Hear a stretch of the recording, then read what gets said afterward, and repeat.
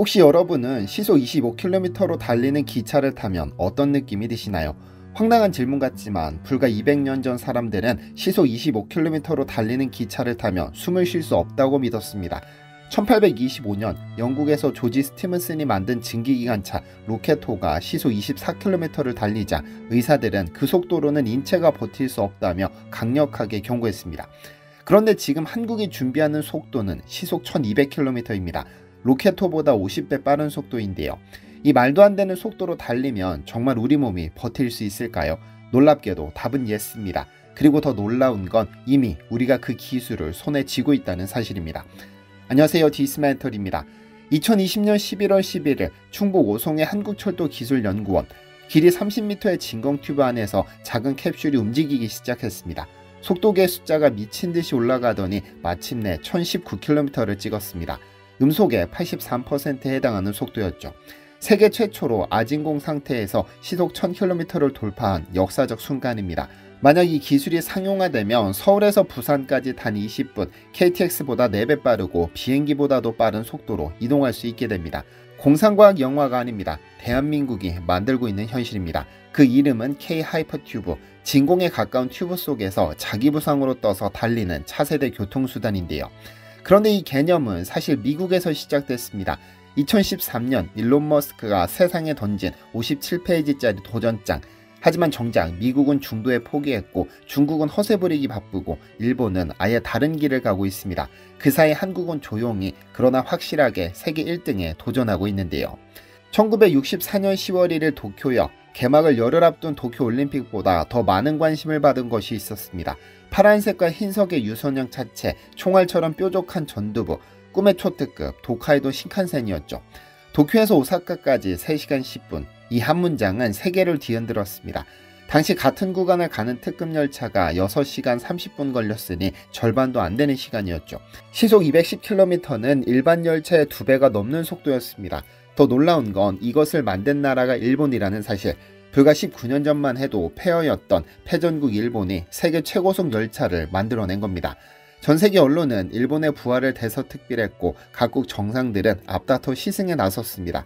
하지만 이것은 끝이 아니라 시작이었습니다.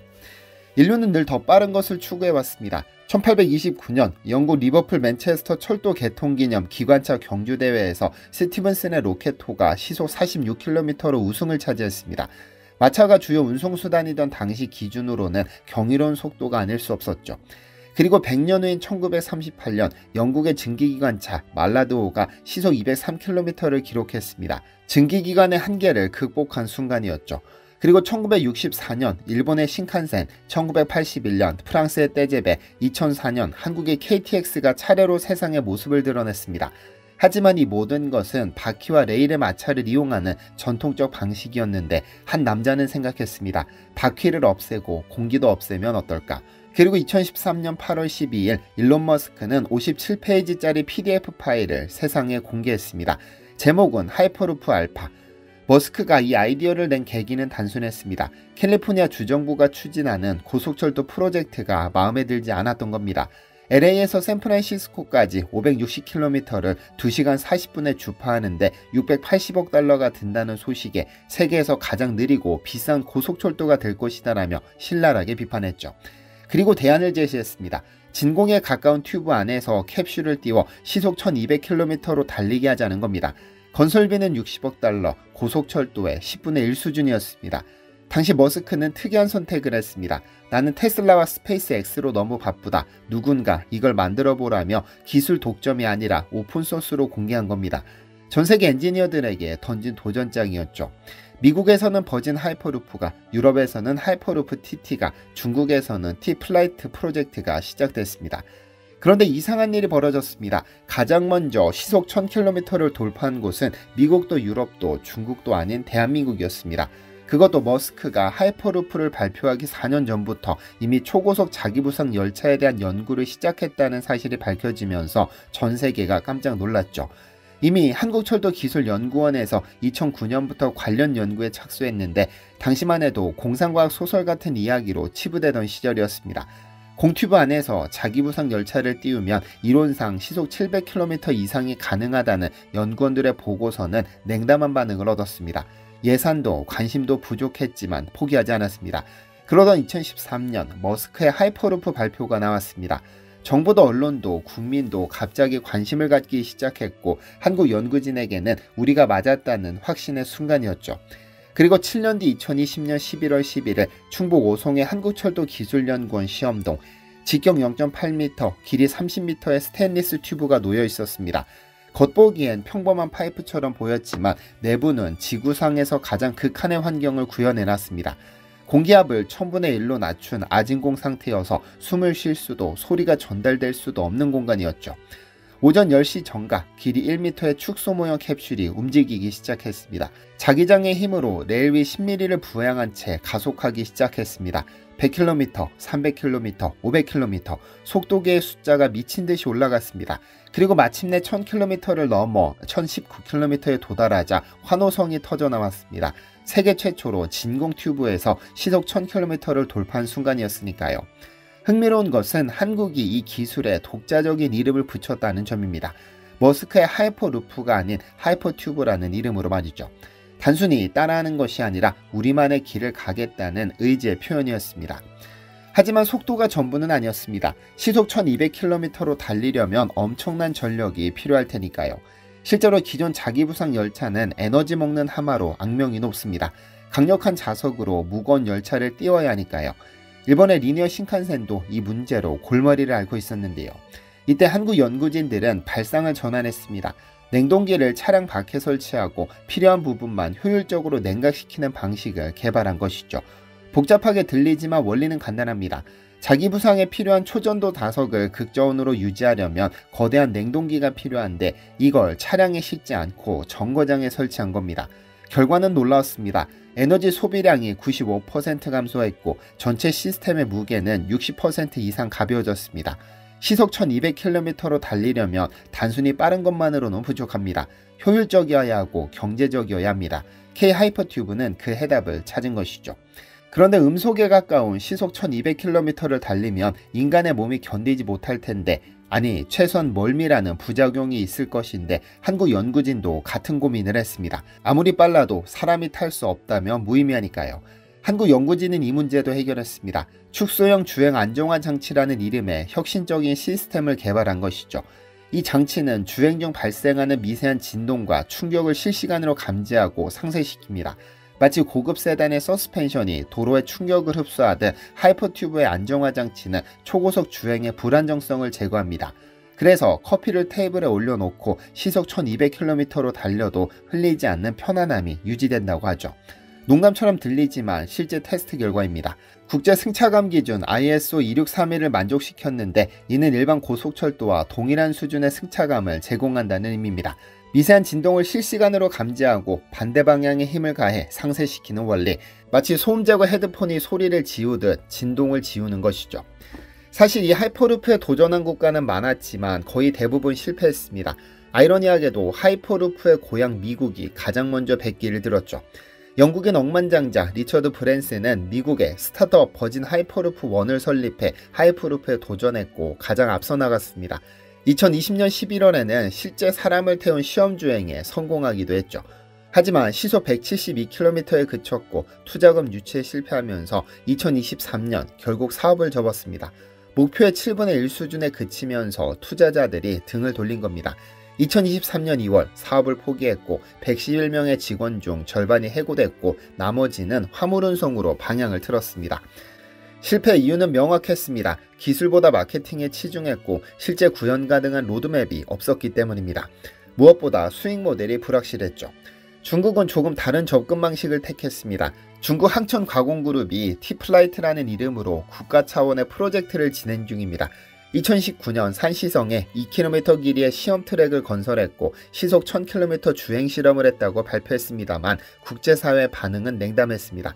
어느 학술지에도 논문이 실리지 않았고 국제 전문가의 검증도 없었습니다. 동영상조차 제대로 공개하지 않아 신뢰성이 제로인 상황이죠. 중국식 비밀주의가 오히려 발목을 잡은 겁니다. 기술의 신뢰성을 인정받지 못하니 국제 협력도 투자 유치도 어려웠습니다. 중국의 강점은 막강한 자금력과 정부의 추진력이지만 기술의 투명성과 안정성 검증 측면에서는 아직 갈 길이 먼 상황입니다. 일본은 아예 다른 길을 갔습니다. 진공 튜브는 비현실적이다. 우리는 리니어로 간다며 하이퍼루프 대신 자기부상 신칸센에 집중하고 있습니다.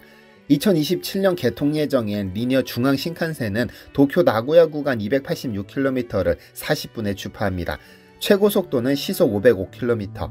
하이퍼튜브에 비하면 느리지만 일본은 현실성을 택했습니다. 이미 시험 주행에서 603km를 기록했고 기술적 검증도 끝났죠. 천천히 가되 확실하게 간다는 일본다운 발상입니다.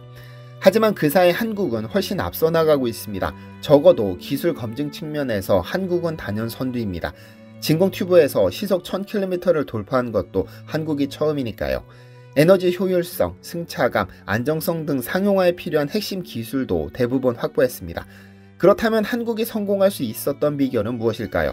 첫째, 탄탄한 기초연구입니다. 2009년부터 차근차근 쌓아온 연구 데이터가 있었습니다. 머스크의 아이디어를 베낀 것이 아니라 독자적인 기술을 발전시켜온 것이죠. 둘째, 투명한 공개입니다. 연구 결과를 국제학술지에 발표하고 특허를 출원했습니다. 숨기지 않고 공개함으로써 신뢰를 얻었죠. 셋째, 실용적 접근입니다. 당장 LA 샌프란시스코를 잇겠다는 거창한 계획 대신 작은 시험 선로부터 시작했습니다. 넷째, 정부의 일관된 지원입니다. 2025년 127억 원의 예산을 시작으로 2027년까지 핵심 기술 개발을 완료한다는 명확한 로드맵이 있습니다. 사실 하이퍼튜브는 마법이 아닌 과학입니다. 그래서 그 원리를 좀 알아야 하는데요. 우리가 달리는 차 밖으로 손을 내밀면 바람을 느낍니다. 정확히는 공기의 저항입니다. 시속 100km로 달리는 자동차에서도 상당한 저항을 느끼는데 시속 300km의 KTX는 어떨까요? 공기 저항은 속도의 제곱에 비례해서 증가합니다. KTX가 시속 300km 이상 가속하기 어려운 이유가 바로 여기 있습니다. 엔진 출력의 대부분이 공기를 밀어내는데 소모되니까요. 그럼 공기를 없애면 됩니다. 하이퍼튜브의 첫 번째 비밀이죠. 튜브 안에 공기를 1000분의 1 수준으로 뽑아내 거의 진공 상태로 만드는 것입니다. 공기가 없으니 저항도 없습니다. 마치 우주 공간을 달리는 것과 같죠. 하지만 또 다른 적이 있습니다. 마찰입니다. 일반 열차는 바퀴와 레일의 마찰로 움직입니다. 하지만 동시에 그 마찰이 속도를 제한하죠. 고속으로 달릴수록 마찰열이 발생하고 바퀴와 레일이 마모됩니다. 그래서 하이퍼튜브는 자기부상, 즉 공중에 띄워버립니다. 강력한 전자석으로 캡슐을 레일 위 10mm 정도로 띄우죠. 접촉이 없으니 마찰도 없습니다. 소음도 진동도 마모도 없죠. 공기저항 제로, 마찰 제로, 이 두 조건이 만나면 이론적으로는 계속 가속할 수 있습니다. 에너지 손실이 거의 없으니까요. 한국이 세계 최초로 검증에 성공한 하이퍼튜브는 꿈의 기술이지만 기술만으로는 부족한 것이 사실입니다. 왜냐면 이미 2번의 예비 타당성 조사를 통과하지 못했으니까요. 기술이 검증되지 않았다, 수요 예측이 불확실하다는 이유였습니다. 일리는 지적입니다. 2025년 6월 17일 현재 전 세계 어디에도 상용화된 하이퍼튜브는 없으니까요. 하지만 정부는 포기하지 않았습니다. 2025년부터 3년간 127억 원을 투입해 핵심 기술을 완성하고 다시 도전한다는 계획을 세웠습니다. 기술적 완성도를 높여 반드시 완성하겠다는 의지를 보이고 있는데요. 중요한 것은 국민의 공감대입니다. KTX도 충분히 빠른데 왜 더 빨라야 하는지 납득이 필요합니다. 하지만 역사를 돌아보면 답이 있습니다. 경부고속도로를 건설할 때 먹고 살기도 바쁜데 소나 다니는 길에 왜 돈을 쓰냐는 비판이 어마어마했습니다. KTX 도입 때도 비행기가 있는데 왜 필요하냐는 회의론이 있었죠. 지금은 어떤가요? 지금 경부고속도로 없는, KTX 없는 한국을 상상할 수 있으신가요? 가장 큰 걸림돌은 역시 정치적 연속성입니다. 2038년 시범노선 개통까지 최소 3번의 정권 교체가 있을 겁니다. 정권이 바뀔 때마다 전 정권 사업이라며 적폐로 간주하거나 예산을 깎거나 방향을 바꿀 가능성이 충분하기 때문에 국가 전략 사업으로 취급되어야 합니다. 왜냐면 K-하이퍼튜브는 특정 정권의 치적이 아닌 대한민국의 미래 프로젝트니까요. 2004년 4월 1일 KTX 개통 당시 여전히 많은 이들이 비판적이었습니다. 한국에 고속철도가 필요한가라면서 말이죠. 하지만 20년이 지난 지금 KTX 없는 한국을 상상할 수 있을까요? 연간 7천만 명이 이용하고 전국을 반나절 생활권으로 만든 KTX는 이제 대한민국의 상징이 되었습니다. K-하이퍼튜브도 마찬가지일 겁니다. 서울에서 부산이 20분, 그게 가능해? 지금은 의심스럽지만 언젠가는 부산에서 7시 30분에 하이퍼튜브를 타면 8시에 서울에 있는 사무실에 도착해 업무를 보고 6시에 퇴근해 7시에 부산집에 도착하는 일이 가능해집니다. 단지 시간의 문제일 뿐 당연한 일상이 될 겁니다. 무엇보다 한국인 엔지니어들에게는 하면 된다는 정신이 있습니다. 한강의 기적을 이뤄낸 나라, IMF를 최단기간에 극복한 나라, 원조받던 나라에서 원조하는 나라가 된 유일한 나라가 바로 한국이니까요. 200년 전 사람들은 시속 25km도 두려워했습니다. 60년 전 일본인들은 시속 210km에 환호했습니다. 그리고 지금 우리는 시속 1200km를 준비하고 있습니다. 아마 미래 세대에 누군가는 말할 겁니다. 2020년 대한민국이 세계 최초로 진공 튜브에서 시속 1000km를 돌파했다. 그것이 모든 것의 시작이었다.